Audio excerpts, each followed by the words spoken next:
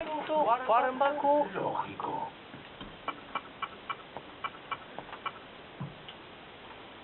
¿Qué es el neumococo? El neumococo, Streptococcus pneumoniae, es un microorganismo patógeno capaz de causar en humanos diversas infecciones.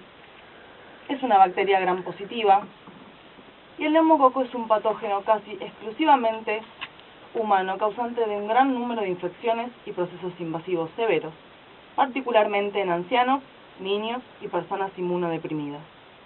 El hábitat natural del neumococo es la nariz y la garganta. Este organismo causa varios tipos de infecciones distintas a la neumonía, incluyendo sinusitis, otitis media, meningitis, endocarditis, peritonitis, pericarditis, celulitis y abscesos cerebrales. Neumococo, bacteria gram positiva, responsable de diversas infecciones en el ser humano.